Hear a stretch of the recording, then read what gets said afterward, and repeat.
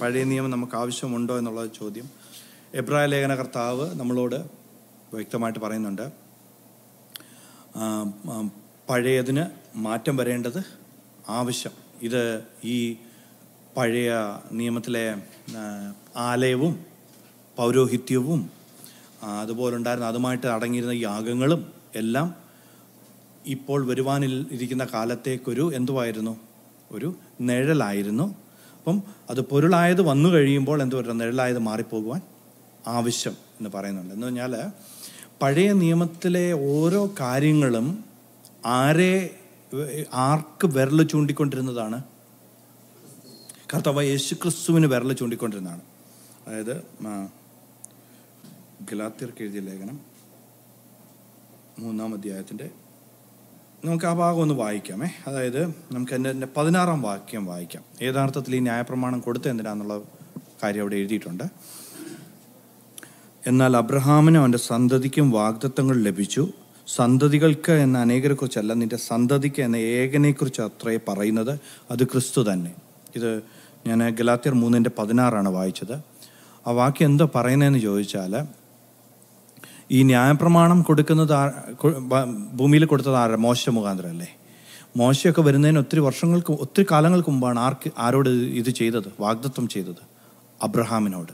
അപ്പോൾ അബ്രഹാം ഉള്ള സമയത്ത് ന്യായപ്രമാണം ഉണ്ടോ? ഇല്ല. ന്യായപ്രമാണ കാലം തുടങ്ങുന്നത് എപ്പോൾ തൊട്ടാണ്? മോശയുടെ കാലം തൊട്ടാണ്. കാരണം ന്യായപ്രമാണം കിട്ടിയത് സീനായി മലയുടെ അടിവാരത്തിൽ വെച്ചാണ് അല്ലേ? അപ്പോൾ പറയുവാണ് അബ്രഹാമിനും അവൻ്റെ സന്തതിക്കും വാഗ്ദത്തങ്ങൾ ലഭിച്ചു. സന്തതികളെന്ന് പറഞ്ഞുകൊണ്ട് അവൻ്റെ മക്കളെക്കുറിച്ചല്ല, കർത്താവായ യേശു ക്രിസ്തുവിനെ കുറിച്ചാണ്. അത് പുതിയ നിയമത്തിൽ പറയുമ്പോൾ ഇങ്ങനെ പറയുന്നുണ്ട്. അതായത് അബ്രഹാമിനോട് ചെയ്ത വാഗ്ദത്തം ക്രിസ്തുയേശുവിൽ ജാതികൾക്ക് വരേണ്ടതിന്. കഴിഞ്ഞ ആഴ്ച നമ്മൾ പറഞ്ഞു നമ്മളെല്ലാവരും ജാതികൾ ആയിരുന്നു എന്ന് നമ്മൾ പറഞ്ഞു അല്ലേ? നമ്മളാരും യഹൂദന്മാരായിരുന്നില്ല. അപ്പം കർത്താവായ യേശു ക്രിസ്തുവിലൂടെ ആ വാഗ്ദത്തം, ആ പ്രോമിസ് ആർക്കുണ്ട്? നമുക്കുണ്ട്. അബ്രഹാമിനോട് ചെയ്ത വാഗ്ദത്തത്തിന് ഓഹരിക്കാർ നമ്മളായിട്ടുണ്ട് അല്ലേ? അത് കഴിഞ്ഞിട്ട് പറയുന്നു അത് ക്രിസ്തു തന്നെ. 17-ാം വാക്യം, ഞാൻ പറയുന്നതിൻ്റെ താല്പര്യമോ 430 ആണ്ട് കഴിഞ്ഞിട്ടുണ്ടായ ന്യായപ്രമാണം. ആ വാഗ്ദത്തം കൊടുത്ത ശേഷം 430 ആണ്ട് കഴിഞ്ഞുണ്ടായ ന്യായപ്രമാണം വാഗ്ദത്തത്തെ നീക്കുവാൻ തക്കവണ്ണം അത് ദൈവം മുമ്പ് ഉറപ്പാക്കിയ നിയമത്തെ ദുർബലമാക്കുന്നില്ല. അതായത് ദൈവം ഒരു പ്രോമിസ് അബ്രഹാമിന് കൊടുത്തു. അബ്രഹാമിന് കൊടുത്തേച്ച് പറഞ്ഞു, അബ്രഹാമിൽ കൂടെ ആ പ്രോമിസ് തൻ്റെ സന്തതി ക്രിസ്തുവിലൂടെ, കർത്താവായ യേശു ക്രിസ്തുവിലൂടെ, ക്രിസ്തുവിൽ ജനിക്കുന്ന ഓരോരുത്തർക്കും. അതാണ് ദൈവത്തിൻ്റെ പ്രോമിസ്. ക്രിസ്തുവേശുവിലുള്ള എല്ലാവർക്കും അതാണ് പ്രോമിസ്. എന്നിട്ട് പറയാണ് അത് കഴിഞ്ഞിട്ട് ഇത് 430 ഇയേഴ്സ് കഴിഞ്ഞിട്ട് 430 വർഷക്കാലം ഇവർ അടിമകളായിരുന്നു ഇസ്രായേൽ, അറിയാമല്ലോ. അത് കഴിഞ്ഞിട്ടില്ലേ പുറത്ത് വരുന്നതൊക്കെ. കഴിഞ്ഞിട്ടാണ് ന്യായപ്രമാണം കൊടുക്കുന്നത്. ആ ന്യായപ്രമാണം മറ്റതിനെ നീക്കം ചെയ്യാനായിട്ട് കൊടുത്തതല്ല. മനസ്സിലാകുന്നുണ്ടോ? നീക്കം ചെയ്യാനായിട്ട് കൊടുത്തതല്ല. എന്താ പറ്റിയെന്ന് പറഞ്ഞാൽ അബ്രഹാമിന് ദൈവം വാഗ്ദത്തം കൊടുത്തു. അത് കഴിഞ്ഞിട്ട് 430 വർഷത്തോളം ഇവർ ജീവിച്ചത് എവിടെയാണ്? ഈജിപ്തിലാണ്, മിസ്രൈമിലാണ്. ഈ മിസ്രൈമിൽ ജീവിച്ച് ഇവർക്ക് അബ്രഹാമിനടുത്ത വാഗ്ദത്തവുമായിട്ടൊന്നും എന്തോ ഇല്ല, ഒരു കണക്ഷനും ഇല്ല. മനസ്സിലായില്ലേ? കാരണം എന്ന് വെച്ച് കഴിഞ്ഞാൽ ആലോചിച്ച് നോക്കണം. അതായത് നമ്മൾ അവിടെ മിസ്രൈമിലെ അന്യാരാധനയിൽ പെട്ട് കാലങ്ങൾ കിടക്കുമ്പോൾ 430 വർഷം എന്ന് പറഞ്ഞാൽ ഒന്ന് ചിന്തിച്ച് നോക്ക്. ഇപ്പം തന്നെ നമ്മളിപ്പം നോക്കുവാണെങ്കിൽ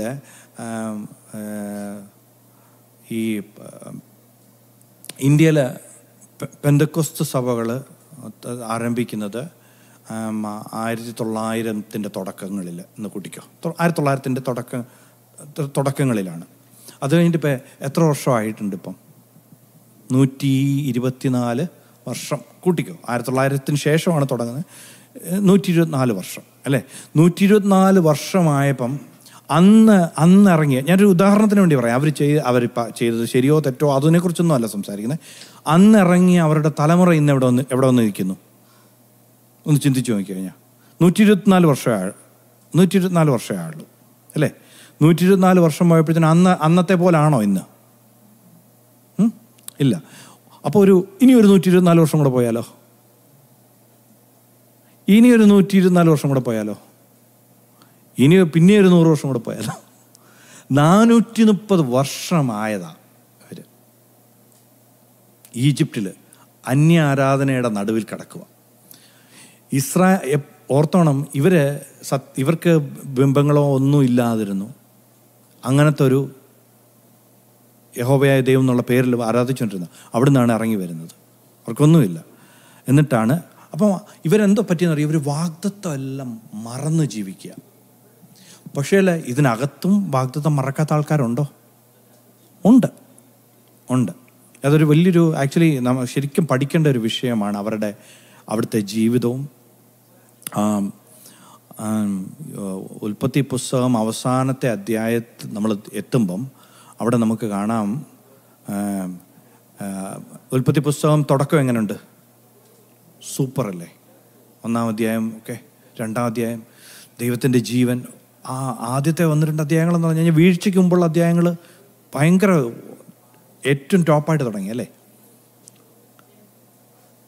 ഉൽപ്പത്തി പുസ്തകം അവസാന അധ്യായത്തിലോ ലാസ്റ്റ് വാഗ്ദത്തം ഒരു ശവപ്പെട്ടിക്കകത്തായിരിക്കുന്നത്. യോസെഫിനെ ഒരു ശവപ്പെട്ടിക്കകത്ത് വെച്ചു എന്ന് പറഞ്ഞിട്ടാണ് ഉൽപ്പത്തി പുസ്തകം അവസാനിക്കുന്നത്. അപ്പം ജീവനിൽ തുടങ്ങിയത് എവിടെ കൊണ്ടെത്തിച്ചു? ശവപ്പെട്ടിക്കകത്ത് കൊണ്ടെത്തിച്ചു. പക്ഷേങ്കിൽ ഇവർ 430 വർഷം മിസ്രൈമിലായിരുന്നപ്പോഴും ഇവരൊരു കാര്യം കളഞ്ഞില്ല, ഒരു കാര്യം ഇവർ എടുത്തു കളഞ്ഞില്ല, അവർ വിട്ടില്ല. എന്തോന്ന് പറയാമോ? ഈ യോസെഫിൻ്റെ അസ്ഥികൾ.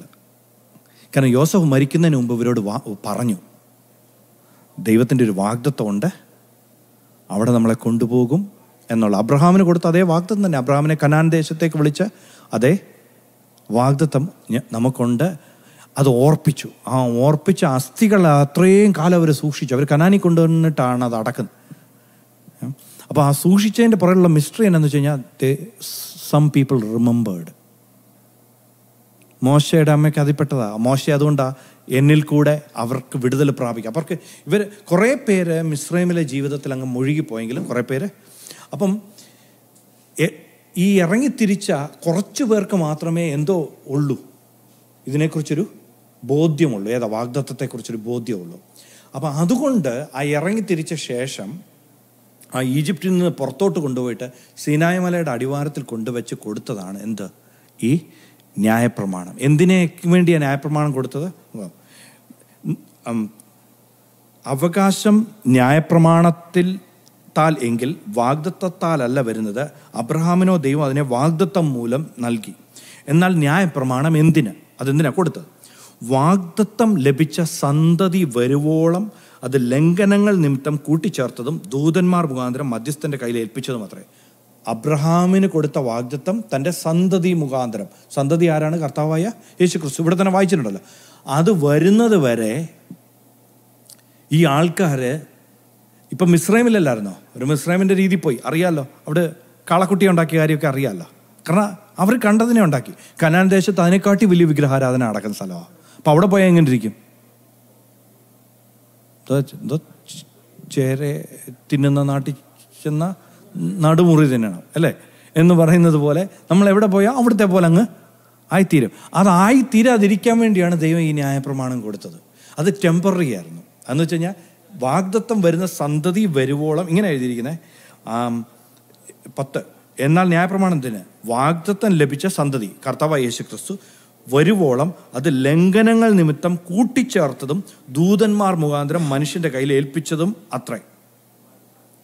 ഒരുത്തൻ മാത്രമെങ്കിൽ മധ്യസ്ഥൻ വേണ്ടി വരികയില്ല, ദൈവമോ ഒരുത്തൻ മാത്രം. എന്നാൽ ന്യായപ്രമാണം ദൈവവാഗ്ദത്തങ്ങൾക്ക് വിരോധമോ? ഒരു നാളും അല്ല. ജീവിപ്പാൻ കഴിയുന്ന ഒരു ന്യായപ്രമാണം നൽകിയിരുന്നുവെങ്കിൽ ന്യായപ്രമാണം വാസ്തവമായി നീതിക്ക് ആധാരമാകുമായിരുന്നു. പക്ഷെ ജീവിക്കാൻ കഴിയുന്ന ഒരു ന്യായപ്രമാണമാണോ കൊടുത്തത്? ആരെങ്കിലും ഒരാളെങ്കിലും അനുസരിക്കാൻ പറ്റിയിട്ടുണ്ടോ മുഴുവൻ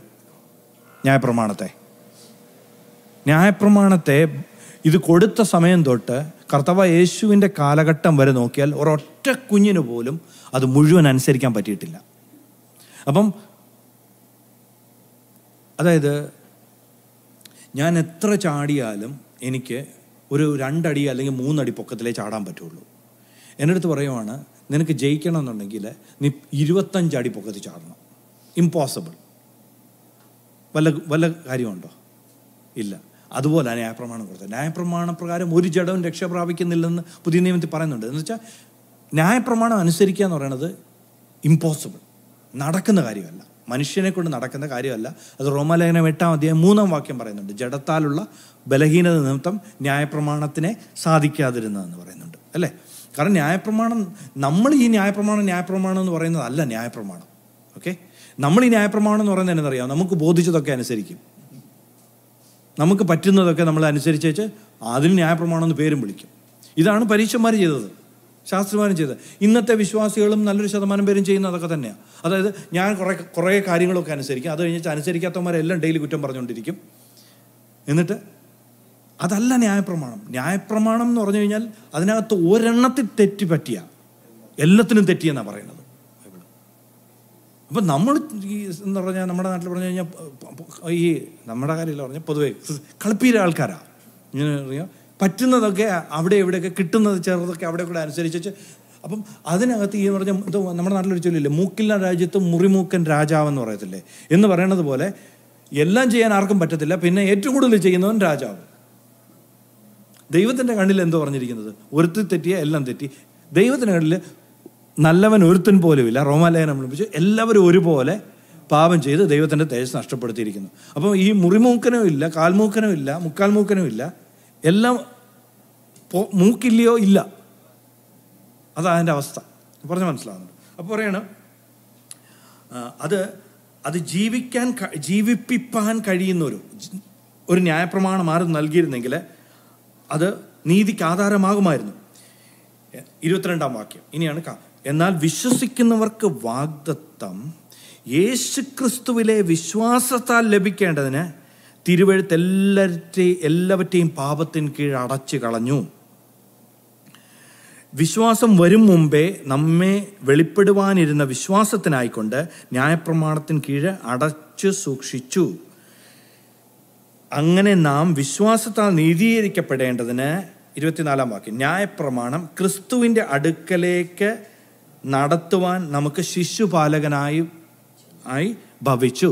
അപ്പം ന്യായപ്രമാണം എന്തോ ആയിട്ട് സ്കൂൾ ടീച്ചറായിട്ട് എന്തോ അറിയാമോ, നമ്മളെ കർത്താവിൻ്റെ അടുക്കലേക്ക് നടത്തുവാൻ വാഗ്ദത്തം ആരിക്കൂടാ. അതൊരു GPS ഇല്ലേ, GPS നമ്മുടെ വണ്ടിയിൽ ഫിറ്റ് ചെയ്താൽ അത് പറയും ഇടത്തോട്ട് തിരിയാൻ പറയും, ഇടത്തോട്ട് തിരിയും. പക്ഷേ ഈ ഇടത്തോട്ട് തിരിയാൻ വേണ്ടിയാണോ നമ്മൾ ഇടത്തോട്ട് തിരിയുന്നത്? അല്ല, നമ്മളതിനകത്തൊരു ഡെസ്റ്റിനേഷൻ ഇട്ടിട്ടുണ്ട്, അല്ലേ? ഇപ്പോൾ ഇവിടുന്ന് ഡാലസിന് പോവാം, അല്ലെങ്കിൽ നമ്മൾ മയാമിക്ക് പോവാം, അല്ലെങ്കിൽ ന്യൂയോർക്കിന് പോവാം. എവിടെയെങ്കിലും പോവുകയാണെങ്കിൽ നമ്മൾ ആ അഡ്രസ്സ് അവിടെ ഇട്ടിട്ടുണ്ട്. ആ അഡ്രസ്സിലേക്ക് എത്തിക്കുവാൻ ഉള്ള മാർഗമായിരുന്നു എന്ത് ഈ GPS എന്ന് പറയുന്നത്, അല്ലേ? അതുകൊണ്ട് അത് ഇടത്തോട്ട് തിരി വലത്തോട്ട് തിരി എന്ന് പറയുന്നത്. നമ്മൾ ഈ ഇടത്തോട്ട് തിരിയുന്നത് എന്തിനാണ് നമുക്കറിയത്തില്ല, വലത്തോട്ട് തിരിയേണ്ടത് എന്തിനാണ് നമുക്കറിയത്തില്ല. നമ്മൾ തിരിയുക അത് പറയുന്നത് കേട്ടോണ്ട്, അല്ലേ? അപ്പം അങ്ങനെ ഒരു ശിശുപാലകനായിട്ട് ഭവിച്ചു, എല്ലാറ്റെയും പാപത്തിന് കീഴ് അടച്ചു കളഞ്ഞു എന്ന് പറഞ്ഞു കഴിഞ്ഞാൽ ഇതൊരു കൈൻഡ് ഓഫ്, അതായത് GPS ഇടത്തോട്ട് തിരിയാൻ പറഞ്ഞാൽ നമ്മൾ വലത്തോട്ട് തിരിഞ്ഞാൽ GPS നമ്മളെ ഒന്നും ചെയ്യത്തില്ല. പക്ഷെ ഇവിടെ ഒന്നിങ്ങനെ ഇമാജിൻ ചെയ്ത് നോക്കിയേ, GPS എന്നൊരു കൈ വന്ന് ഒറ്റ അടി തരുവാണെങ്കിൽ, ഇടത്തോട്ട് തിരിയുന്നതിന് വലത്തോട്ട് തിരിഞ്ഞാൽ നമുക്ക് നല്ലൊരു പൊട്ടീര് കിട്ടുവാണെങ്കിൽ നമ്മൾ തിരിയോ? പിന്നെ നമ്മൾ പറയുന്ന കേട്ട് അതുപോലെ തിരിയും, അല്ലേ? യാത്ര ഒന്ന് യാത്ര നിർത്തും, അല്ലെങ്കിൽ നമ്മൾ അത് പറയുന്നത് കേൾക്കും, അത് ശ്രദ്ധിച്ച് കേൾക്കും. ഇതായിരുന്നു ന്യായപ്രമാണം ചെയ്തത്. വിറക് പറക്കല്ലെന്ന് പറഞ്ഞു, വിറക് പറക്കിയാൽ കല്ലെറിഞ്ഞ് കൊല്ലണം. മറ്റേ അടിയല്ല, കൊല്ലല്ല ഇവിടെ. അങ്ങനെ അടച്ചു സൂക്ഷിച്ചു, ഭയപ്പെട്ട. അതാണ് ഇസ്രായേൽ മക്കൾ ഈ ന്യായപ്രമാണം വന്നപ്പോഴത്തേനും എന്തോ പറഞ്ഞെന്നറിയാമോ? ഞങ്ങളോടൊന്നും പറയേണ്ട, മോശ ഞങ്ങളോട് സംസാരിച്ചാൽ മതി. ആരെങ്കിലും ഒരു മൃഗമെങ്കിലും ആ കല്ല് ആ മലയിൽ പർവ്വതം തൊട്ടാൽ അത് മരിച്ചു പോകുമെന്നുള്ള കൽപ്പന അവർക്ക് സഹിച്ചു കൂടാഞ്ഞു എന്നാണ് പറഞ്ഞിരിക്കുന്നത്. അങ്ങനത്തെ ഒരു കെട്ടി അടയ്ക്കപ്പെട്ട ഒരു ന്യായപ്രമാണം അവർക്ക് കൊടുത്തത്. അത് ലംഘിക്കുന്നവനെ അപ്പം മരണമായിരുന്നു. അതായത് നമുക്കറിയാം, ന്യായപ്രമാണം കിട്ടിയ അന്ന് തന്നെ 3000 പേര് മരിച്ചു ആ സീനായി മലയുടെ അടിവാരത്തിൽ. കഴിഞ്ഞിട്ട് പിറുപിറുത്തന്മാരെല്ലാവരും മരിച്ചു, അല്ലേ? അത് കഴിഞ്ഞിട്ട് അവിടെ എന്തൊക്കെ ലംഘനമല്ല, അപ്പം അവിടെ അപ്പം കിട്ടുക, ശിക്ഷ കിട്ടുക. അങ്ങനെ ഇവരെ അടച്ചു സൂക്ഷിക്കുക. എന്തിനാണെന്നറിയാമോ?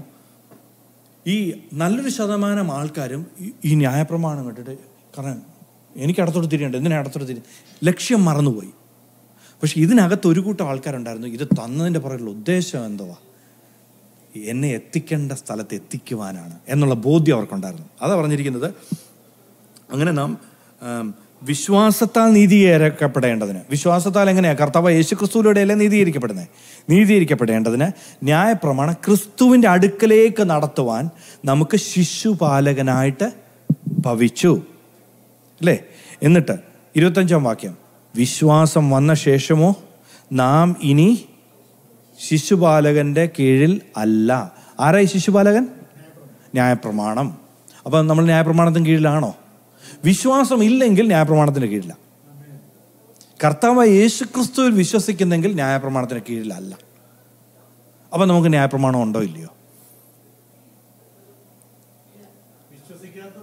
വിശ്വസിക്കുന്നില്ലെങ്കിൽ ഉണ്ട്. കർത്താവ് യേശുവിൽ വിശ്വസിക്കുന്നില്ലെങ്കിൽ ഉണ്ട്. ന്യായപ്രമാണത്തിന് കീഴില്ല ഓട്ടോമാറ്റിക്കായിട്ട്. അതായത് കർത്താവായ യേശു അല്ല, ഇപ്പം ഇതിൻ്റെ അടിസ്ഥാനത്തിൽ മനസ്സിലായില്ലേ എങ്ങനെയാണ് ന്യായപ്രമാണം ക്രിസ്തുവിൽ പൂർത്തീകരിക്കപ്പെടുന്നതെന്ന് പറഞ്ഞാൽ, ഈ ന്യായപ്രമാണം മുഴുവനും ഈ വാഗ്ദത്ത സന്തതിയെക്കുറിച്ചാണ് സംസാരിക്കുന്നത്. അപ്പം ആ സന്തതി വന്നപ്പം അത് പൂർത്തീകരിക്കപ്പെട്ടു, അതിൻ്റെ പർപ്പസ് ഫുൾഫില്ലായി. ഞാൻ പറഞ്ഞ മനസ്സിലായോ? അതിൻ്റെ ഉപയോഗം കഴിഞ്ഞു, അതിൻ്റെ ഉപയോഗം ക്രിസ്തുവിൽ അവസാനിച്ചു. അതുകൊണ്ടാണ് കർത്താവ് പറഞ്ഞിരിക്കുന്നത്, ഞാൻ ന്യായപ്രമാണത്തിനെ നീക്കാനല്ല, അതിനെ ഫുൾഫിൽ ചെയ്യാൻ, പൂർത്തീകരിക്കാനാണ് വന്നതെന്ന്. അപ്പം ആൾക്കാർ ഈ പൂർത്തീകരിക്കുന്ന കാര്യമൊന്നും കേൾക്കത്തില്ല. കർത്താവ് പറഞ്ഞിട്ടുണ്ട് ന്യായപ്രമാണത്തിനെ നീക്കാനല്ല വന്നത്, അതുകൊണ്ട് നമുക്ക് ന്യായപ്രമാണമുണ്ട്. മുഴുവൻ കേൾക്കത്തില്ല, ചിന്തിക്കത്തില്ല ആൾക്കാർ. കർത്താവ് പറഞ്ഞു ശരിയാ, കർത്താവ് ന്യായപ്രമാണത്തെ മാറ്റിക്കളയാൻ വേണ്ടിയില്ല. കർത്താവ് പറയുന്നത് ഞാൻ ന്യായപ്രമാണത്തിൻ്റെ പൂർത്തീകരണമാണ് എന്നെക്കുറിച്ച് എഴുതിയിരിക്കുന്നത്. അതാ എബ്രായ ലേഖനത്തിനകത്തുണ്ട്, ഇതാ പുസ്തക ചുരുളിൽ എന്നെക്കുറിച്ച് എഴുതിയിരിക്കുന്നു. യേശു പറഞ്ഞതാ. ഇത് നമ്മുടെ എത്യോപ്യയിലെ ഷണ്ണൻ ആരാധന കഴിഞ്ഞിട്ട് തിരിച്ച് എത്യോപ്യയിലേക്ക് പോവാം. അപ്പം ഫിലിപ്പോസ് തേരിനോട് ചേർന്ന് നടന്നു. തേരിനോട് നടന്നപ്പോൾ പുള്ളിക്കാരൻ എന്തോ വായിച്ചുകൊണ്ടിരിക്കുക, യെശയ്യാപ്രവാചകന്റെ പുസ്തകം വായിച്ചുകൊണ്ടിരിക്കുക, അല്ലേ? യെശയ്യാപ്രവാചകന്റെ പുസ്തകം വായിച്ചുകൊണ്ടിരിക്കുമ്പം ചോദിച്ചു, ഇത് തന്നെക്കുറിച്ചോ യെശയ്യാവിനെക്കുറിച്ചോ അതോ വേറെ ആരെക്കുറിച്ചെങ്കിലും ആണോ എഴുതിയിരിക്കുന്നത്? വായിക്കുന്നത് നിനക്ക് മനസ്സിലാവുന്നുണ്ടോ എന്ന് ചോദിച്ചു. അതാരെങ്കിലും പറഞ്ഞുതരാതെ എങ്ങനെ മനസ്സിലാവുന്നത്? ഇത് തന്നെക്കുറിച്ചാണോ അത് വേറെ ആരെക്കുറിച്ചല്ലോ എഴുതിയിരിക്കുന്നത്? അപ്പോൾ ഫിലിപ്പോസ് എന്തോ ചെയ്തു, തേര് നിർത്തി ഫിലിപ്പോസ് അകത്ത് കയറിയിരുന്നിട്ട് അവിടെ എഴുതിയിരിക്കുന്നതെന്നറിയാമോ? യെശയ്യാപ്രവാചകന്റെ പുസ്തകത്തെ ആസ്പദമാക്കി കർത്താവായ യേശുവിനെ കുറിച്ച് അവനോട് പറഞ്ഞു. അപ്പോൾ യെശയ്യാപ്രവാചകന്റെ പുസ്തകം എന്തിലോട്ട് വിരൽ ചൂണ്ടുക? കർത്താവായ യേശു ക്രിസ്തുവിലേക്ക്. ഇനി ഫാസ്റ്റ് ഫോർവേഡ് ചെയ്യാം. അപ്പോസ്തല പ്രവൃത്തി അവസാന സ്ഥലങ്ങളിലേക്ക് എത്തുമ്പം അപ്പോസ്തലനായ പൗലോസിനെ വീട്ടുതടങ്കലിലാക്കുന്ന ഒരു സമയമുണ്ട്. അവിടെ വീട്ടിലായിരിക്കുന്ന സമയത്തുണ്ടല്ലോ, പുള്ളിക്കാരന് ഫ്രീഡം ഉണ്ട്, എങ്ങും ദൂരെ പോകാനുള്ള ഫ്രീഡം ഇല്ല, ആൾക്കാർക്ക് വന്ന് കാണാനൊക്കെയുള്ള സ്വാതന്ത്ര്യമുണ്ട്.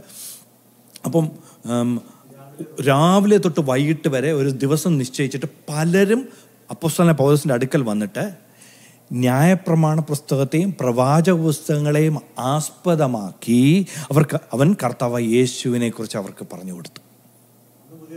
അന്ന് പുതിയ നിയമം എഴുതിയിട്ടില്ല, പറയാൻ മനസ്സിലായി. അവൻ ന്യായപ്രമാണത്തിൽ നിന്ന് അവർ മുഴുവൻ എടുത്ത് പറയുന്നത് ആരെക്കുറിച്ചാണ്?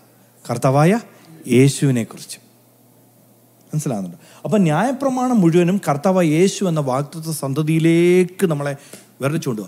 വാഗ്ദത്ത സന്തതി വന്ന ശേഷമോ നമ്മളിനി ശിശുപാലകൻ്റെ കീഴിൽ അല്ല എന്ന് വളരെ വ്യക്തമായിട്ട് ഇവിടെ പറയുന്നു. വിശ്വാസം വന്ന ശേഷമോ നാം ഇനി ശിശുപാലകൻ്റെ കീഴിലല്ല, ക്രിസ്തുയേശുവിലെ വിശ്വാസത്താൽ നിങ്ങളെല്ലാവരും ദൈവത്തിൻ്റെ മക്കൾ ആകുന്നു. വിശ്വാസം വന്ന ശേഷം അല്ല, ക്രിസ്തുവിൽ നമ്മൾ എന്നുവെച്ചാൽ കർത്താവായ യേശു ക്രിസ്തു വന്നു, ന്യായപ്രമാണത്തെ പൂർത്തീകരിച്ചു. എന്നിട്ട് പറഞ്ഞ് ഇതാ ഞാൻ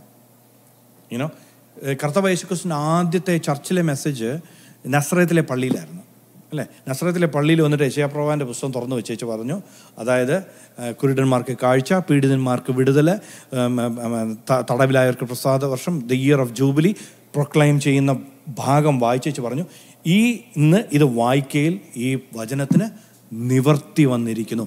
അപ്പോൾ ഈ ന്യായപ്രമാണത്തിൻ്റെ നിവർത്തിയാണ് കർത്താവായ യേശു ക്രിസ്തു. അവർക്കിഷ്ടപ്പെട്ടോ? അവർക്കിഷ്ടപ്പെട്ടില്ല. അപ്പോൾ ആ പറഞ്ഞതിൻ്റെ മീനിങ് എന്നറിയാമോ? മശിഹായ ഞാനാ ആ ന്യായപ്രമാണവും ഒക്കെ പറഞ്ഞിരുന്നത് എന്നെക്കുറിച്ചാണെന്ന് പറഞ്ഞത് അവർക്ക് പിടിച്ചില്ല. അതുകൊണ്ടാണ് അവർ കർത്താവിനെ കൊല്ലാനായിട്ട് നോക്കിയത്, ഇല്ല? അതാണ് ഫസ്റ്റ് മെസ്സേജ്, നിവർത്തിച്ചു എന്നുള്ളതാണ് ഫസ്റ്റ് മെസ്സേജ്. അത് കഴിഞ്ഞിട്ട് പറയാണ്, ക്രിസ്തുയേശുവിലെ വിശ്വാസത്താൽ നിങ്ങളെല്ലാവരും ദൈവത്തിൻ്റെ മക്കളാകുന്നു. അപ്പോൾ സന്തതി, ആ സന്തതി മുഖാന്തരം മക്കളെങ്കിൽ എന്തുവാണ്? നമ്മൾ അവകാശികളാണ്. അപ്പം അങ്ങനെയാണ് നമുക്ക് അവകാശം ലഭിക്കുന്നത്. ന്യായപ്രമാണപ്രകാരം അല്ല നമുക്ക് അവകാശം. ന്യായപ്രമാണപ്രകാരമാണ് അവകാശമെങ്കിൽ നമുക്ക് തിരിഞ്ഞു പോലും നോക്കണ്ട. എന്നറിയാമോ? അത് യഹൂദന്മാർക്കുള്ളതാണ്. കാരണം ന്യായപ്രമാണം അവർക്കുള്ളത്, പിതാക്കന്മാരും അവർക്കുള്ളത്. പൗലോസ് പറയുന്നുണ്ട്, നമുക്ക് ഈ അബ്രഹാം പിതാവെന്ന് വല്ലതും പറഞ്ഞിട്ട് വല്ല കാര്യമുണ്ടോ? വിശ്വാസത്താൽ പറയാം അവകാശം. അല്ലാതെ നമുക്ക് ആ ന്യായപ്രമാണം വഴി നമുക്ക് വല്ല ലിങ്കും ഉണ്ടോ? ഒരു കണക്ഷനും ഇല്ല. നമുക്ക് ഇസ്രായേൽ എന്നൊക്കെ പറയാമെന്നേ ഉള്ളൂ. പക്ഷെ പേരിൽ യഹൂദന്മാർ നമ്മളെ അടുപ്പിക്കത്ത് പോലും ഇല്ല. നമ്മൾ ആ ഭാഗത്തേക്കും അടുപ്പിക്കത്തില്ല. റിയലി പറഞ്ഞാൽ നമുക്ക് ആലയത്തിൽ പ്രവേശിക്കാൻ പോലും അനുവാദം ഇല്ലാത്ത കൂട്ടമായിരുന്നു, പുറന്തള്ളപ്പെട്ടവരായിരുന്നു. നമുക്ക് ജാതികൾക്ക് പ്രത്യേക സ്ഥലം ഉണ്ടായിരുന്നു, അവിടെ പോയി നിൽക്കായിരുന്നു. നമ്മൾ അതിവിശുദ്ധ സ്ഥലം എന്നൊക്കെ അങ്ങോട്ട് ചെന്ന് കഴിഞ്ഞാൽ അത് അവന്മാർ കയറ്റത്ത് പോലും ഇല്ലായിരുന്നു.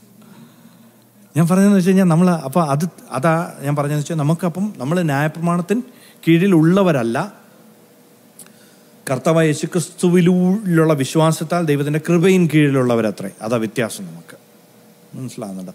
അപ്പം അത് നമ്മൾ ഇനിയും വേറൊരു കാര്യം. അപ്പം ഈ ഒരു വസ്തുതയിൽ നിന്ന് തന്നെ ഫിലിപ്പോസ് ആയാലും അപ്പോസ്തലനായ പൗലോസ് ആയാലും പുതിയ നിയമം പഠിപ്പിച്ചത് പഴയ നിയമത്തിൽ നിന്നല്ലേ?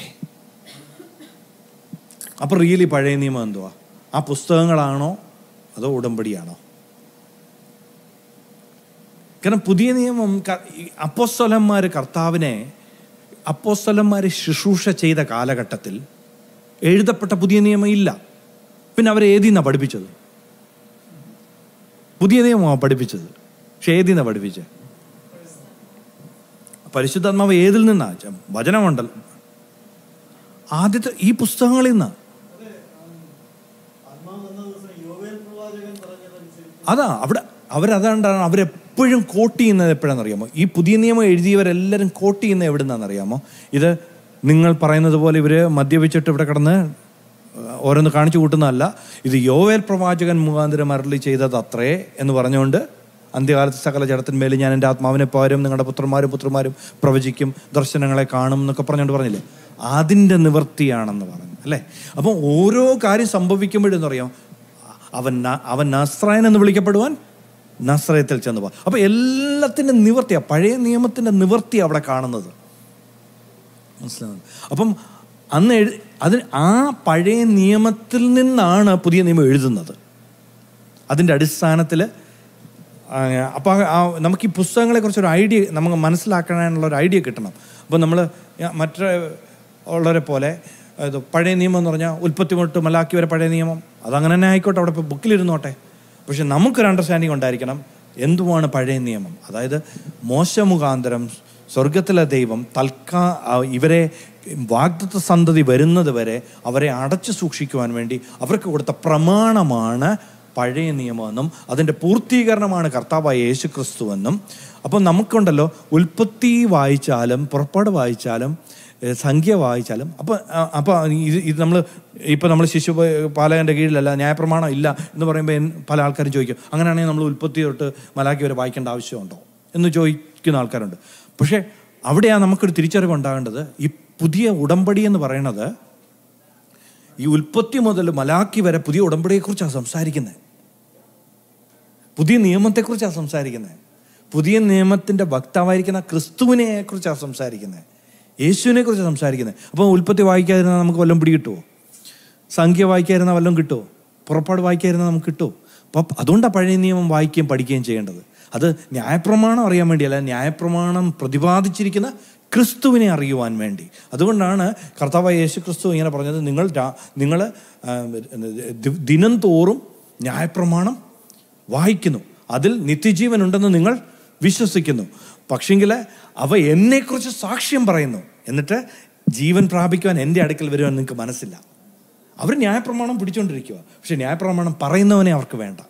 ഇതുപോലെ തന്നെയാണ് ഉൽപ്പത്തി നമ്മൾ പിടിച്ചുകൊണ്ടിരിക്കുകയല്ല, ഉൽപ്പത്തി പറയുന്ന ഒരുവനുണ്ട്, അവനെ നമ്മൾ അന്വേഷിക്കുന്നത്, ചൂണ്ടിക്കാണിക്കുന്നത്. പുറപ്പാട്, അതായത് പണ്ടിങ്ങനെ നമ്മുടെ വത്സം പാസ്റ്ററിനെ കുറിച്ച് ഒരു കാര്യം ഇങ്ങനെ പറയായിരുന്നു. അതായത് ഇവിടെ ഇങ്ങനെ നമ്മൾ തിരുവനന്തപുരത്ത് നിൽക്കുന്ന സമയത്ത് അവിടെ ഇങ്ങനൊരു സൈൻ ബോർഡ് വെച്ചേക്കുക, കോട്ടയം, ഇതിൻ്റെ കീഴിൽ നിന്നേച്ച് ഞാൻ കോട്ടയമായി എന്ന് പറഞ്ഞുകൊണ്ടിരുന്ന കോട്ടയമാവുമോ? ആ സൈൻ കോട്ടയത്തിലേക്ക് ചൂണ്ടിക്കാട്ടുക. അപ്പം അങ്ങോട്ട് നമ്മൾ ആ സൈൻ നോക്കുന്നത് അവിടെ എത്താൻ വേണ്ടിയാണ്. മനസ്സിലായില്ലേ? എന്ന് പറഞ്ഞാൽ ന്യായപ്രമാണം ഒരു സൈനാണ്. ആ സൈനാണ് ഒരു ആരിലേക്ക് നമ്മളെ ചൂണ്ടിക്കാണിക്കുന്നത്? കർത്താവായ യേശു ക്രിസ്തുവിലേക്ക് നമ്മളെ ചൂണ്ടിക്കാട്ടുന്ന സൈനാണ്. എന്നിട്ട് ചോദിക്കുവാണ്, അതിൻ്റെ ഇത് ഈ ഗലാത്യ ലേഖനം 3-ാം അധ്യായം എഴുതിയതിൻ്റെ പുറകിലുള്ള കാരണം എന്നാന്ന് ചോദിച്ചു കഴിഞ്ഞാൽ, അന്നത്തെ കാലത്ത് യഹൂദിയിലുണ്ടായിരുന്ന ഈ ശിഷ്യന്മാരുണ്ടല്ലോ, ഇസ്രായേലിലുള്ള യെരുശലേമിലുള്ള ശിഷ്യന്മാർ, അവർ ഈ ഗലാത്യ സഭയിൽ വന്നു. പൗലോസ് ഇത് എഴുതുന്നതിന് മുമ്പ് വന്നേച്ച് അവർ പറഞ്ഞു, ഗലാത്യ സഭ എന്ന് പറഞ്ഞാൽ ജാതീയ സഭയാണ്. ഗലാത്യ എന്ന് പറയുന്നത് ജാതികളാണ്, മൊത്തം യഹൂദന്മാരല്ല. അപ്പോൾ ആ സഭയിൽ വന്നിട്ടുണ്ടല്ലോ, അവരോട് പറഞ്ഞു, ശരിയാ, നിങ്ങൾ കർത്താവായ യേശു ക്രിസ്തുവിലൊക്കെ വിശ്വസിച്ചു, പക്ഷേ നിങ്ങൾ ഇതും കൂടെ ചെയ്യണം. നിങ്ങൾ പരിച്ഛേദന ഏൽക്കണം, നിങ്ങൾ ന്യായപ്രമാണത്തിൽ അത് ചെയ്യണം, ഇത് ചെയ്യണം എന്നൊക്കെ പറഞ്ഞുകൊണ്ട് പറയാൻ തുടങ്ങിയപ്പോഴത്തേനും ഉണ്ടല്ലോ, പത്രോസും ഒക്കെ കൂടെ അതിന് കൂട്ടുനിന്നു. ആ സമയത്ത് കൂട്ടുനിന്നപ്പോഴത്തേനുമാണ് അപ്പോസ്തലനായ പൗലോസ് ഒന്നിച്ച് ചോദിക്കുവാണ്, 1-ാം വാക്യം എടുത്ത് വായിച്ചാൽ അത് നമുക്ക്, ബുദ്ധി ഇല്ലാത്ത ഗലാത്യരെ, യേശു ക്രിസ്തു ക്രൂശിക്കപ്പെട്ടവനായി നിങ്ങളുടെ കണ്ണിൻ്റെ മുമ്പിൽ വരച്ചു കിട്ടിയിരിക്കെ. ഈ ന്യായപ്രമാണം വരച്ചു കാട്ടിയത് ആരെയാ? കർത്താവായ യേശു ക്രിസ്തുവിനെ കിട്ടിയിരിക്കെ. നിങ്ങളെ ശുദ്രം ചെയ്ത് മയക്കിയത് ആര്? ഞാൻ ഇതൊന്നു മാത്രം നിങ്ങളോട് ഗ്രഹിപ്പാൻ ഇച്ഛിക്കുന്നു. നിങ്ങൾക്ക് ആത്മാവ് ലഭിച്ചത് ന്യായപ്രമാണത്തിൻ്റെ പ്രവൃത്തിയാലാണോ വിശ്വാസത്തിൻ്റെ പ്രസംഗം കേട്ടതിനാലാണോ? എങ്ങനെയാണ് നിങ്ങൾക്ക് ആത്മാവിനെ ലഭിച്ചത്? നിങ്ങൾ ഇത്ര ബുദ്ധി കെട്ടവരോ? ആത്മാവ് കൊണ്ട് ആരംഭിച്ചിട്ട് ഇപ്പോൾ ജഡം കൊണ്ടോ സമാപിക്കുന്നത്? ആത്മാവ് കൊണ്ട് ആരംഭിച്ചിട്ട് ഇതാണ് കർത്താവായ യേശുവിനെ വിശ്വാസത്താൽ രക്ഷിതാവായി സ്വീകരിച്ചു. എന്നിട്ട് ചർച്ച വന്നു കഴിയുമ്പോഴത്തേനുണ്ടല്ലോ, പിന്നെ കുറേ നിയമങ്ങൾ തരുവാണെങ്കിൽ അതിന് പറയുന്ന പേരെന്തോന്നറിയാമോ? ആത്മാവ് കൊണ്ട് ആരംഭിച്ചിട്ട് ജഡത്തിൽ അവസാനിക്കുന്നത്. അതാണ് ഈ ഗലാത്യ സഭയ്ക്ക് സംഭവിച്ചത്. അതുകൊണ്ടാണ് ഇവിടെ എഴുതിയിരിക്കുന്നത്, നിങ്ങൾ ആകയാൽ കർത്താവായ യേശു ക്രിസ്തുവിനെ കൈക്കൊണ്ടതുപോലെ അവൻ്റെ കൂട്ടായ്മയിൽ നടപ്പീൻ. യേശുവിനെ രക്ഷിതാവായി സ്വീകരിച്ചത് എങ്ങനെയാണ്?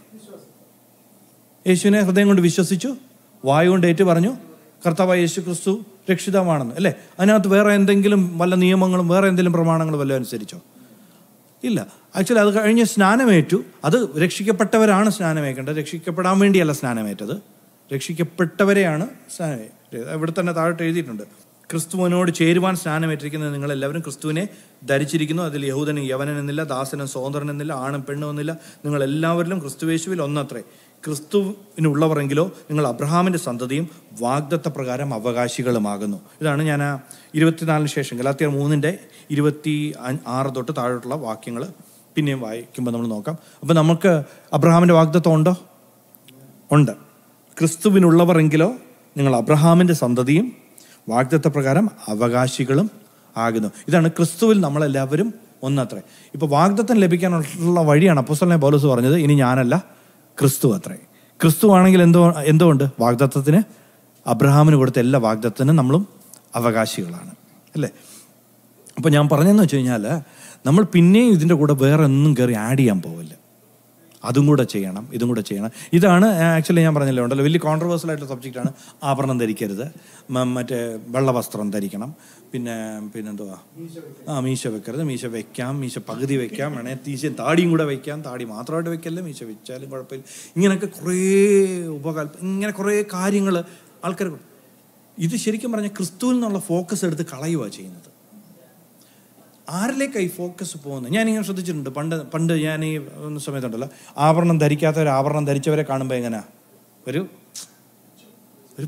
ഒരു പുറമേ ഒന്നും ഇല്ലെങ്കിലും ഉണ്ടല്ലോ, ഇങ്ങനെ ശരിയായിട്ടില്ല, ഒരു ഇച്ചിരൂടെ വരാനുണ്ട്. ഷർട്ടിൻ്റെ കളർ ഇച്ചിരി പുള്ളിയും പള്ളിയൊക്കെ ഉള്ളതാണെങ്കിൽ വെള്ള വരാനുണ്ട്. മുടിയുടെ നീളം ഇച്ചിരി കൂടി പോയാൽ അത്, ഞാൻ പറയുന്നത് വെച്ചിട്ടുണ്ടല്ലോ, ബാഹ്യമായി ഇതിനകത്തെല്ലാം കയറി നമ്മൾ നോക്കിയിട്ട് പറയുന്നൊരു കാര്യം മനസ്സിലാക്കണം. അതാണല്ലോ, കർത്താവായ യേശു ക്രിസ്തുവുമായിട്ട് ചേർന്ന് നമ്മൾ നടന്നു കഴിയുമ്പം എന്തോ പറ്റുമെന്നറിയാമോ? ക്രിസ്തുയേശുവിൻ്റെ സ്വഭാവത്തിലേക്ക് നമ്മൾ വരും. അവിടെ ഉണ്ടല്ലോ, ഈ നമ്മൾ ആരോടും അത് ചെയ്യരുത്, ഇത് ചെയ്യരുത്, അതാ ഈ കൊളോസ്യ ലേഖനം നമ്മളെ 2-ാം അധ്യായം പഠിക്കും. തുടരുത്, പിടിക്കരുത്, രുചിക്കരുത് എന്നീ മാനുഷിക കൽപ്പനകൾക്ക് അനുസരണമായിട്ട് ജീവിക്കുന്നവരല്ല പിന്നെ ക്രിസ്തുവിനെ നമുക്ക് പറഞ്ഞു കൊടുക്കാൻ പറ്റുന്നതിന് അറിയാമോ? നിൻ്റെ മുടിയുടെ നീളം കൂടിപ്പോയി, നീ ആഭരണം ധരിച്ചത് നീളം കൂടിപ്പോയി, ഇതൊന്നും അല്ല നമ്മൾ പറയേണ്ടത്. നമ്മൾ പറഞ്ഞു കൊടുക്കണമെന്ന് അറിയാം, ക്രിസ്തുവിനെ നീ അറിയുന്നുണ്ടോ? ക്രിസ്തുവിനെ അറിയുവാണെങ്കിലുണ്ടല്ലോ കർത്താവും അവരുമായിട്ട് ഡീൽ ചെയ്തോളൂ അവരുടെ ജീവിതം. നമ്മളല്ലല്ലോ ഡിക്റ്റേറ്റേഴ്സ്. അതായത് നിങ്ങൾ എങ്ങനെ ജീവിക്കണമെന്ന് തീരുമാനിക്കേണ്ട എൻ്റെ ജോലിയാണോ? അല്ല, അത് ക്രിസ്തുവും നിങ്ങളുമായിട്ടുള്ള ബന്ധത്തിൻ്റെ അടിസ്ഥാനത്തിൽ നിങ്ങൾ ജീവിക്കുന്ന ജീവിതം. അപ്പോൾ എൻ്റെ ജോലി എന്ന് പറഞ്ഞാൽ കർത്താവായ യേശുവിനെ എത്രത്തോളം വെളിപ്പെടുത്തി തരാനായിട്ട് വചനത്തിൽ നിന്ന് പറ്റുമോ അത്രത്തോളം വെളിപ്പെടുത്തി തരാം. നമ്മുടെ ക്രിസ്തുവുമായിട്ടുള്ള ബന്ധം എത്രത്തോളം ദൃഢമാകുന്നു അതിനനുസരിച്ച് നമ്മുടെ ലൈഫിൻ്റെ മാറ്റങ്ങളുണ്ടാകും. ശരിക്കും പറഞ്ഞു കഴിഞ്ഞാൽ ഈ നമ്മൾ എടുത്തു മാറ്റേണ്ട ആവരണങ്ങൾ റിയലി ഞാൻ അതിനെക്കുറിച്ചും അധികം സ്ട്രെസ് ചെയ്ത് സംസാരിക്കാത്തത്, ക്രിസ്തുവും നമ്മളുമായിട്ടൊരു നല്ല ബന്ധം ഉണ്ടായിക്കഴിഞ്ഞാൽ അത് നേരെ ആയിക്കോളും. ഞാൻ പറഞ്ഞതെന്ന് വെച്ചിട്ടുണ്ടല്ലോ, ഈ പുറത്തുള്ള കുറേ ഈ സ്വർണവും വെള്ളിയും അതും എല്ലാം എടുത്ത് മാറ്റി വെച്ച് അസൂയയും കുശുമ്പും കുന്നായ്മയും എല്ലാം കൊണ്ട് നടക്കുവാണെങ്കിൽ പിന്നെ ഞാൻ പറഞ്ഞ മനസ്സിലായോ? പറഞ്ഞ അതിനെക്കുറിച്ച് ഞാൻ സംസാരിക്കുന്നില്ല. കാരണം എന്നറിയാമോ, എൻ്റെ ഈ സംസാരത്തെക്കാട്ടിലും നിങ്ങളുടെ ക്രിസ്തുവുമായിട്ടുള്ള ബന്ധം, കാരണം യേശു ആരാന്നറിഞ്ഞാൽ അത് ഹൃദയത്തിൽ വെളിപ്പെട്ടാൽ ആരും പറയണ്ട അവരോട്. അന്ന് ബൈബിൾ പറയുന്നുണ്ട്, അന്ന് ആരും ഉപദേശിക്കേണ്ട ആവശ്യമില്ല. അത് ഇത് ചെയ്യുന്നൊന്നും പറയേണ്ട ആവശ്യമില്ല. ദൈവത്തെ അറിയുക. അതായത് ക്രിസ്തുവിനെ, ദൈവദാസന്മാരുടെ ജോലി ക്രിസ്തുവിനെ വെളിപ്പെടുത്തി കൊടുക്കുക. ദൈവവചനത്തിൽ എഴുതിയിരിക്കുന്ന ക്രിസ്തുവിനെ വെളിപ്പെടുത്തി കൊടുക്കുക. ആ ക്രിസ്തുമായിട്ടൊരു ബന്ധത്തിലേക്ക് കൊണ്ടുവരിക. അതിലേക്ക് വന്നു കഴിയുമ്പം നമ്മുടെ ജീവിതത്തെ ആര് നടത്തിക്കോളും? കർത്താവായ യേശു ഹൃദ്യമായിട്ട് നടത്തിക്കോളും. അതാ കർത്താവ് നമ്മളെക്കുറിച്ച് ആഗ്രഹിക്കുന്നത്, അല്ലേ? അപ്പം നമുക്ക് ന്യായപ്രമാണത്തിന് കീഴിലുള്ളവരെ അല്ല, അത് ഗലാത്യ ലേഖനത്തിന് നമ്മൾ ന്യായപ്രമാണത്തിൽ ആശ്രയിച്ചാൽ കൃപയിൽ നിന്ന് വീണുപോയെന്നാണ് പറയുന്നത്. ഞാൻ ചോദിക്കുന്നത്, നമുക്ക് കൃപയാണോ വേണ്ടേ, ന്യായപ്രമാണമാണോ വേണ്ടേ? ന്യായപ്രമാണമാണെങ്കിൽ ഓൺ യുവർ ഓൺ, നമ്മൾ തന്നെ കാര്യങ്ങളെല്ലാം നയിച്ചോണം. കൃപയാണെങ്കിൽ അപ്പൻ്റെ കയ്യിലോട്ട് ഞാൻ തരുക, ഒന്നിനെക്കുറിച്ചും വിചാരപ്പെടാതെ. ഇന്ന് നമ്മൾ രാവിലെ കേട്ട പോലെ ക്രിസ്തുവിൻ്റെ മുഖത്തേക്ക് നോക്ക്, വിശ്വാസത്താൽ ജീവിക്കുക. എൻ്റെ ദൈവം എൻ്റെ ബുദ്ധിമുട്ടൊക്കെയും തൻ്റെ ധനത്തിനൊത്തവണ്ണം തീർത്ത് തരുന്ന ഒരു നല്ല കർത്താവാണ്. എന്നെ അത്ഭുതകരമായിട്ട് നടത്തും. ബാക്കിയുള്ളതെല്ലാം ഈ മനുഷ്യനിർമ്മിത മതങ്ങളുണ്ട്. ഞാൻ കഴിഞ്ഞ ദിവസം ആരണ്ട് പറയായിരുന്നു, ഈ ഡ്രഗ് അഡിക്ഷനും അതൊക്കെ ആൾക്കാർക്ക് വിടുതൽ പ്രാപിക്കാം. കാരണം എന്നറിയാമോ, കാരണം അറ്റ്ലീസ്റ്റ് അത് ചെയ്യുന്നവർക്കറിയാം അവർ തെറ്റാ ചെയ്യുന്നതെന്ന്, യുനോ. പക്ഷേ ഈ മതത്തിൻ്റെ അടിമത്തം ഉണ്ടല്ലോ, അവർ വിചാരിക്കുന്നത് അവർ സെൽഫ് റൈറ്റിയസ്നെസ് ആണ്, സ്വയനീതി. അതുകൊണ്ട് അവർക്ക് ഒരിക്കലും തോന്നത്തില്ല അവർ ചെയ്യുന്നത് തെറ്റാണെന്ന്. അത് വലിയ അഡിക്ഷനാണ്. അത് കൂടി മനുഷ്യനെ കൊല്ലുക വരെ ചെയ്യും. ഇത് നമ്മുടെ മിഡിൽ ഈസ്റ്റിലൊക്കെ ആൾക്കാരെ കൊന്നു ഒക്കെ എന്തിൻ്റെ പേരില്ല? മതത്തിൻ്റെ പേരിലല്ലേ? ഇപ്പം നമ്മുടെ നാട്ടിൽ കൊല്ലാൻ പറ്റുമായിരുന്നേ ഉണ്ടല്ലോ, നമ്മൾ കൊന്നേനെ ആൾക്കാർ കുറേ പേരെ. നമുക്ക് എന്തുമാത്രം ആൾക്കാരുടെ ദേഷ്യമൊക്കെ തോന്നുന്നു. ഞാൻ പറഞ്ഞത് ഈ മതം മനുഷ്യനെ ഞാൻ ശ്രദ്ധിച്ചിട്ടുണ്ട്. അതായതുണ്ടല്ലോ ഈ സോറി ഞാനങ്ങനെ പറയുന്നതിന് കാരണം ഈ വിശ്വാസികളെന്ന് പറയുന്ന ആൾക്കാർ ബാക്കിയുള്ളവരൊക്കെ കാണുമ്പോൾ ഒരു അറപ്പോടും വെറുപ്പോടും കൂടിയാണ് കാണുന്നത്. ഇങ്ങനെ താഴോട്ട് നോക്കിയാണ് കാണുന്നത്. അവരെന്താണ് ആ ക്രിസ്തുവിനെ അവർക്ക് വേണ്ടി മരിച്ചത് അവരത് മനസ്സിലാക്കിയില്ലെന്നല്ലേ ഉള്ളൂ. നമ്മളോട് കർത്താവ് പറഞ്ഞിരിക്കുന്ന അറിയാമോ? കർത്താവ് പറഞ്ഞിരിക്കുന്ന എൻ്റെ കുഞ്ഞ് അവരെ ഇപ്പം ഹിന്ദുക്കളെയും മുസ്ലിങ്ങളെയും അവരെവരെയൊക്കെ കാണുമ്പോൾ ഉണ്ടല്ലോ, സ്വർഗത്തിലെ ദൈവം പറയാം അവരും എൻ്റെ മക്കളാണ്. അവരോട് എൻ്റെ സ്നേഹം ഒന്ന് കൊടുക്കുക, അവർ തിരിച്ചറിയും. അതിന് പകരം ജാതി, ഞാനും ജാതിയായിരുന്നു.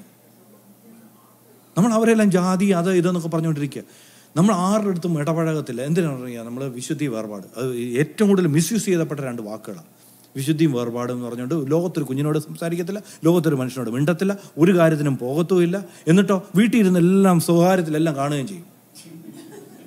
ഇതാണ് വിശുദ്ധിയും വേർപാട്. ഞാൻ പറയുന്നത് ഇരുട്ടത്ത് ചെയ്യാൻ പറ്റും, പകല്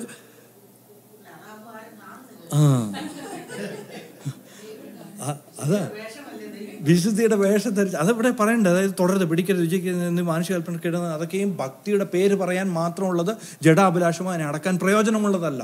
ആകയാൽ കർത്താവ് യേശുക്രിസ്തുവിനോട് നിങ്ങൾ ഉയർത്തെഴുന്നേറ്റിരിക്കുന്നുവെങ്കിൽ ക്രിസ്തു ഇരിക്കുന്ന ഇടമായി ഉയരത്തുള്ളത് ചിന്തിപ്പീൻ, അത് തന്നെ അന്വേഷിപ്പീൻ എന്ന് കൊളോസ്യ ലേഖനം 2 അധ്യായം 3 അധ്യായം തുടക്കത്തിൽ പറയുന്നുണ്ട്. ഇപ്പം ഞാൻ പറഞ്ഞെന്ന് പറഞ്ഞില്ല, ഇങ്ങനെ ബാഹ്യമായി ഇതിനകത്തുനിന്ന് നമ്മളൊരു വിടുതൽ പ്രാപിക്കണം. ഇതൊരു വല്ലാത്തൊരു വലയമാണ്, ഒരു മയക്കുമരുന്നാണ്. ആ മയക്കുമരുന്നിൽ നിന്ന് നമ്മൾ വിടുതൽ പ്രാപിക്കണം. നമ്മൾ സ്വാതന്ത്ര്യത്തിൻ്റെ ന്യായപ്രമാണം ഉറ്റുനോക്കുന്ന ആൾക്കാരാണ്. ക്രിസ്തുയേശുള്ള സ്വാതന്ത്ര്യത്തിൽ എല്ലാവരെയും സ്നേഹിക്കാനാണ് കർത്താവ് നമ്മളോട് പറഞ്ഞിരിക്കുന്നത്. അവർ ചെയ്യുന്ന പ്രവൃത്തിയെ സ്നേഹിക്കുന്ന കാര്യമല്ല ഞാൻ പറഞ്ഞത്, ജീവിതങ്ങളെ, വ്യക്തികളെ സ്നേഹിക്കാനാണ് പറഞ്ഞിരിക്കുന്നത്. അതിനായിട്ടാണ് കർത്താവ് നമ്മളെ വിളിച്ചിരിക്കുന്നത്. അപ്പോൾ അതിനായിട്ട് ദൈവങ്ങളിലേക്ക് നമ്മളെ തന്നെ സമർപ്പിച്ചു കൊടുക്കാം. കർത്താവ് നമ്മളെ സഹായിക്കട്ടെ.